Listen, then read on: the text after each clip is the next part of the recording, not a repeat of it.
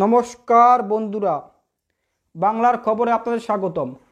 বন্ধুরা, লোকসভা ভোট সম্পূর্ণ হওয়ার সাথে সাথে পশ্চিমবাংলায় নির্বাচন কমিশন পুনরায় 4খানা বিধানসভা উপনির্বাচন ঘোষণা করেছে। 10 জুলাই নির্বাচন সংগঠিত হবে 4খানা বিধানসভা উপনির্বাচন এবং 13 জুলাই তার চূড়ান্ত ফলাফল ঘোষণা করা হবে। 4খানা কেন্দ্রগুলো কি কি? কেন্দ্রগুলো হলো কলকাতা উত্তর লোকসভার আন্ডারে মানিকতলা বিধানসভা কেন্দ্র।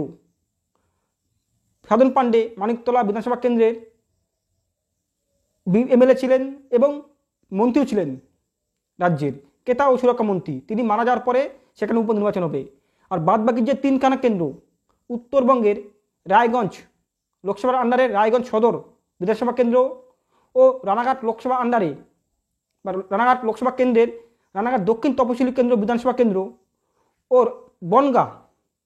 বনগাঁ লোকসভা কেন্দ্রের আন্ডারে বাগদা বিধানসভা কেন্দ্রে, এই 3খানা কেন্দ্রে দল বদল করার জন্যই মূলত উপনির্বাচন হবে। আমি অলরেডি রানাঘাট দক্ষিণ তপশিলি কেন্দ্রে বা তপশিলি বিধানসভা কেন্দ্রের একটা তুলনামূলক সমীক্ষা দেওয়ার চেষ্টা করেছি।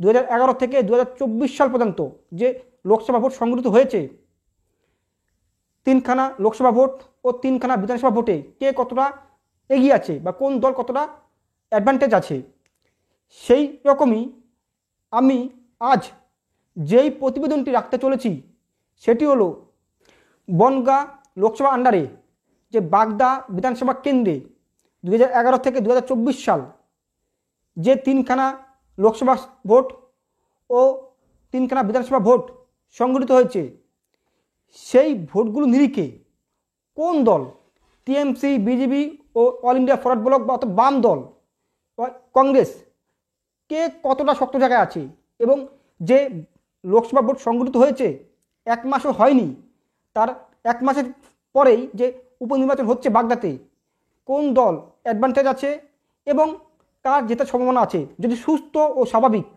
ও ছাপ্পা না হয়। তাহলে দেখে নেওয়া যাক এই বাগদা বিধানসভা কেন্দ্রে এবার কারা কারা প্রার্থী হয়েছেন।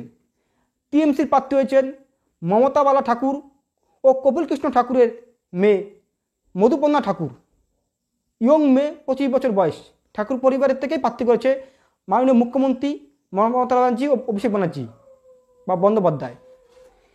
একইভাবে অল ইন্ডিয়া ফরওয়ার্ড ব্লকের প্রার্থী হয়েছেন গৌরাদিত্য বিশ্বাস।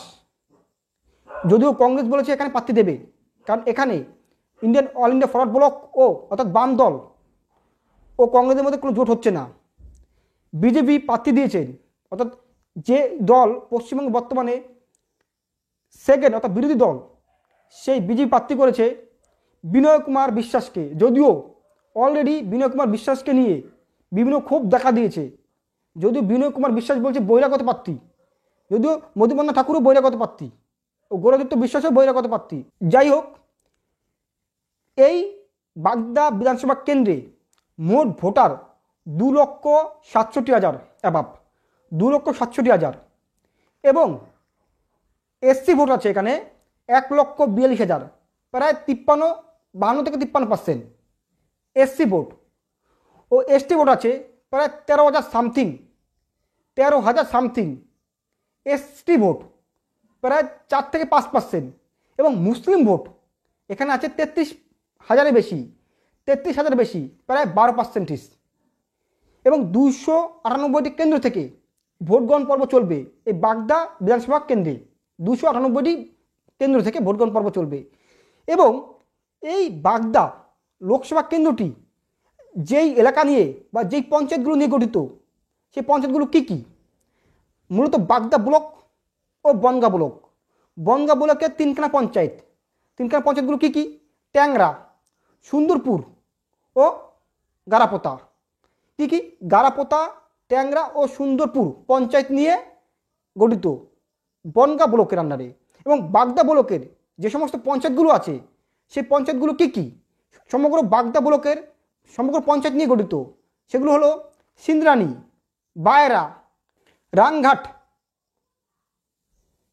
অশ্রু, হেলেঞ্চা, বাগদা, মালিপোতা,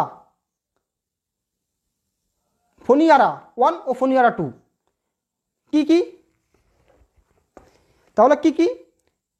অশ্রু, হেলেঞ্চা, মালিপোতা, বাগদা, ফনিয়ারি 1, ফনিয়ারি 2, রানঘাট, বায়রা ও সিন্দ্রানী। এই বাগদা ব্লকের 9খানা পঞ্চায়েত নিয়ে গঠিত এই বিধানসভা কেন্দ্রটি, আর বনগাঁ ব্লকের 3খানা পঞ্চায়েত নিয়ে গঠিত। এবার দেখে নেওয়া যাক 2011 সালে যে রাজনৈতিক পট পরিবর্তন ঘটে রাজ্যে, বাম সরকারকে পতন ঘটিয়ে মাননীয় মুখ্যমন্ত্রীর নেতৃত্বে মমতা ব্যানার্জির যে তৃণমূল সরকার ক্ষমতা আসেন 2011 সালে থেকে 24 সাল পর্যন্ত, এই বাগদা যে 3খানা বড় ভোট লোকসভা ও 3খানা বিধানসভা ভোট সংগঠিত হয়েছে, সেই ভোটগুলো নিরিখে কোন দল কতটা জায়গা এগিয়ে আছে, যদিও সবথেকে ভাইটাল 19 সালের থেকে 24 সাল পর্যন্ত যে ভোটগুলো হয়েছে, তা সত্ত্বেও আমি একটা পরিসংখ্যান দেওয়ার চেষ্টা করছি এবং কত পার্সেন্টেজ ভোট পেয়েছে এবং কত ভোট বা এগিয়ে আছে। প্রথমে আসি 2011 সালে।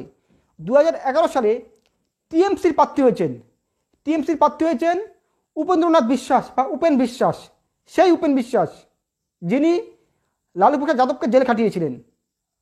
এই উপেন বিশ্বাস তার প্রাপ্ত ভোট কত ছিল? প্রায় 91,000 সামথিং, 91,000 সামথিং, এবং তার পার্সেন্টেজ ছিল প্রায় 52 থেকে 53%, 52 থেকে 53%।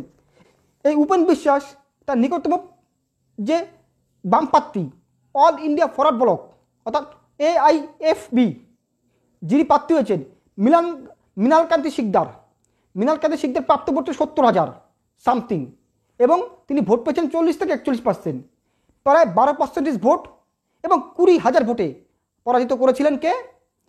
উপেন্দ্রনাথ বিশ্বাস, টিএমসি প্রার্থী 2011 সালে। এবং অরবিন্দু বিশ্বাস ছিলেন 2011 সালে বিজেপি প্রার্থী। তিনি পেয়েছিলেন 4,300 ভোট, প্রায় 2.5% ভোট।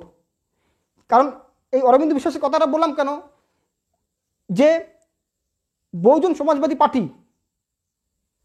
সমাজবাদী BSP যে পার্টি, তার থেকে কম ভোট পেয়েছিলেন এই অরবিন্দু বিশ্বাস বিজেপি পার্টি। সেই বিজেপি পার্টি 21 সালে এই বাগদা বিধানসভা দখল করেছিল। যে লোকসভা ভোট হয় বনগাঁতে, সেই ভোটের নিরিখে বাগদা বিধানসভা কেন্দ্রে কবির কৃষ্ণ ঠাকুর তৃণমূল প্রার্থী হয়েছিলেন। তার প্রাপ্ত ভোট কত ছিল বাগদা বিধানসভা কেন্দ্রে যদি বিচার করি? প্রায় 84,000 সামথিং, 84,000, এবং কত পার্সেন্টেজ ভোট পেয়েছিলেন? প্রায় 44 থেকে 45%, এবং তার নিকটতম প্রতিনিধি দেবেশ দাস, CPIM প্রার্থী দেবেশ দাস, তিনি ভোট পেয়েছিলেন 61,000 সামথিং, তার পার্সেন্টেজ কত ছিল? 32+, মানে 32% ভোট ছিল। এবং বিজেপি প্রার্থী কেডি বিশ্বাস পেয়েছিলেন প্রায় 35,000 সামথিং ভোট, 35,000 সামথিং, প্রায় 18% ভোট, 18% সামথিং ভোট পেয়েছিলেন। প্রায় এগিয়ে ছিলেন টিএমসি প্রার্থী কবির কৃষ্ণ ঠাকুর, যে ব্যারিস্টার প্রমোদরঞ্জন ঠাকুর, যিনি মতুয়া মুভমেন্টের আন্দোলনে এক মুখ। তার ছেলে কবির কৃষ্ণ ঠাকুর প্রায় 22,000 ভোটে লিডে জিতেছিলেন বা এগিয়েছিলেন, এবং 12% ভোট 2014 সালে লোকসভাতে। একইভাবে 2016 সালে যে বিধানসভা ভোটের রাজ্যে অনেকে ভেবেছিলেন জোট সরকার বাম ও কংগ্রেস ক্ষমতা আসছে প্রায় 170 সিট নিয়ে, যদি সেবারও ভরাডুবি ঘটেছে জোটের। টিএমসি আবার 200 উপরে সিট নিয়ে ক্ষমতা এসছে। রাজ্যের পরিবর্তন না ঘটলো, তৃণমূল সরকার থেকে গেল, কিন্তু বাগদায় পরিবর্তন ঘটেছে। বাগদা বিধানসভাটি দখল করতে পেরেছে কংগ্রেস, ইন্ডিয়ান ন্যাশনাল কংগ্রেস, কে? দুলাল বর প্রাপ্ত ভোট কত ছিল?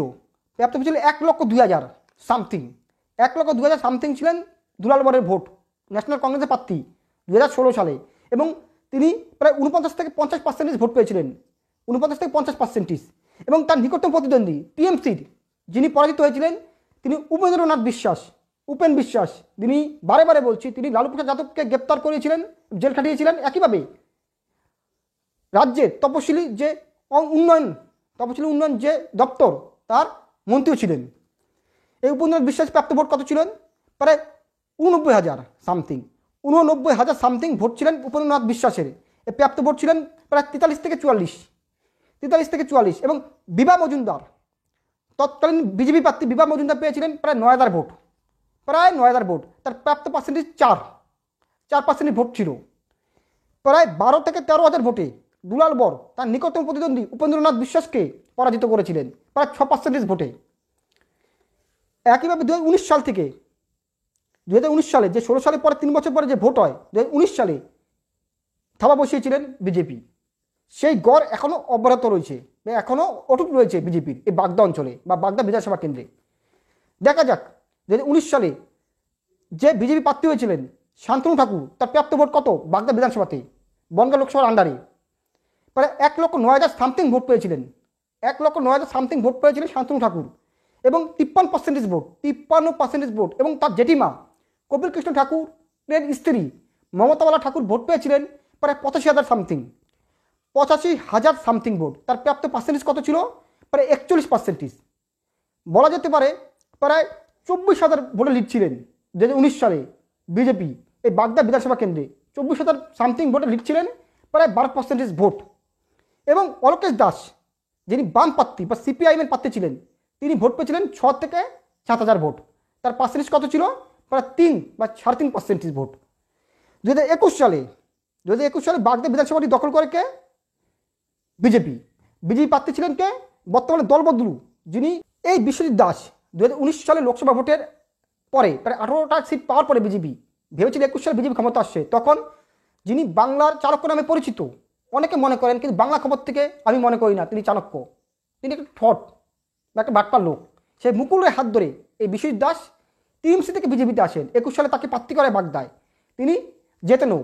এই তখন বিজেপি এখানে যে বিশ্বজিৎ দাস, তার প্রাপ্ত ভোট কত ছিল? তার প্রাপ্ত ভোট ছিল 1,08,000 ভোট, 1,08,000 ভোট। এবং 49 থেকে 50% ভোট পেয়েছিলেন, 49 থেকে 50%। এবং তিনি যাকে পরাজিত করেছিলেন টিএমসি প্রার্থী, সেই পরিতোষ সাহার প্রাপ্ত ভোট ছিল প্রায় 98,000 ভোট সামথিং, 98,000 ভোটের সামথিং ভোট ছিল পরিতোষ কুমার সাহার। এবং তার প্রাপ্ত পার্সেন্টেজ কত ছিল? 44%। প্রায় বলা যেতে পারে 4 থেকে 5%। এবং 9,000 ভোটে, 9 থেকে 10,000 ভোট এবং 4% ভোটে পরাজিত করেছিলেন বিশ্বজিৎ দাস তার নিকটতম প্রতিদ্বন্দ্বী টিএমসি পরিতোষ কুমার সাহাকে। এবং প্রবীর কীর্তনিয়া ইন্ডিয়ান ন্যাশনাল কংগ্রেসের প্রার্থী এই 2021 সালে ভোট পেয়েছিলেন প্রায় 8,000 ভোট এবং তার পার্সেন্টেজ ছিল কত? প্রায় 3.5% ভোট ছিল প্রবীর কীর্তনিয়ার ভোট, ইন্ডিয়ান ন্যাশনাল কংগ্রেসের প্রার্থী। 2024 সালে যে সদ্য সংগঠিত হয়েছে বা ঘটে গেছে এই বনগাঁ লোকসভা ভোটে বা ভোট, সেই ভোটে যে বাগদা যদি বিচার করি আমরা, তাহলে শান্তনু ঠাকুর এখানে যে প্রাপ্ত ভোট পেয়েছেন, সেই প্রাপ্ত ভোট হলো 1,12,000। 1,12,000 ভোট পেয়েছেন শান্তনু ঠাকুর এখানেই। কোথায়? বাগদা বিধানসভা কেন্দ্র, যেটা বনগাঁ লোকসভার আন্ডারে পড়ে। এই শান্তনু ঠাকুরের নিকটতম প্রতিদ্বন্দ্বী অর্থাৎ টিএমসি প্রার্থী দলবদলু বিশ্বজিৎ দাস এই বাগদা বিধানসভা কেন্দ্র থেকে ভোট পেয়েছিলেন কত? প্রায় 92,000 ভোট পেয়েছিলেন, 92,000। তাহলে শান্তনু ঠাকুর এবং বিশ্বজিৎ দাসের ডিফারেন্স কত ছিল? প্রায় 20,000 লিড, 20,000 লিডে জিতেছিলেন এখানে শান্তনু ঠাকুর। এবং সেই নিরিখে বলা যেতে পারে 19 থেকে যদি 24 বিচার করি, প্রথম লোকসভা 19, 21 বিধানসভা এবং 24 যে সদ্য ঘটে গেছে বাগদাতে, অর্থাৎ বনগাঁ লোকসভার বাগদা যে ওয়ারি বিচার করি, তাহলে এখানে বিজেপি অনেকটা এগিয়ে আছে, প্রায় 20,000 লিড, হিউজ লিড। এবং এখানে বলে রাখা যাচ্ছে কংগ্রেস এবং forward block, Indian forward block প্রার্থী দেবে। অলরেডি ফরওয়ার্ড ব্লক প্রার্থী ঘোষণা করে দিয়েছে, কংগ্রেস প্রার্থী ঘোষণা করেনি। 20,000 লিডে আছে। যদি সুস্থ ও স্বচ্ছ ছাপ্পা ভোট না হয়, ডায়মন্ড হারবার মডেলের মতো বা ঘাটাল মডেলের মতো, তাহলে বলা যেতে পারে এখানেও আবার পদ্ম ফুটবে। যদিও সময় বলবে। যদিও যে সমস্ত অঞ্চলে উপনির্বাচন হয়, বিশেষ করে পশ্চিমবঙ্গে, অন্য রাজ্যের তুলনায় অন্য রাজ্য বলতে পারবো না, পশ্চিমবঙ্গে যে সরকার থাকে তার দিকেই উপনির্বাচনগুলো বা পঞ্চায়েতগুলো বা পৌরসভাগুলো যায়। দেখা যাক কতটা স্বচ্ছ ও সুস্থ ভোট হয়। আশা রাখবো দক্ষিণবঙ্গের যে লাস্ট দফায় ভোটগুলো হয়েছে, প্রায় 9খানা সিট, যেরকম গুন্ডামি, রাহাজানি ও ছাকপা হয়েছে, এই 4খানা উপনির্বাচনে হবে না। তাহলে 19 থেকে 24 লোকসভা, বিধানসভা ও লোকসভার নিরিখে এখানে বিজেপি অনেকটা শক্ত জায়গায় আছে। যদিও বিনয় কুমার বিশ্বাস যিনি প্রার্থী হয়েছেন, তাকে নিয়ে অলরেডি বলা যেতে পারে গৃহযুদ্ধ, অর্থাৎ ঘরোয়া যুদ্ধ বা ঘরোয়া বাক বিতণ্ডা চলছে। দেখা যাক কতটা কাটিয়ে উঠতে পারে এই বিজেপি প্রার্থী। যাই হোক বন্ধুরা, আপনারা বলুন এই সিটটি উপনির্বাচন, যে বাগদা উপনির্বাচন হবে বা বাগদা বিধানসভা উপনির্বাচন হবে, কে দখল করতে পারে?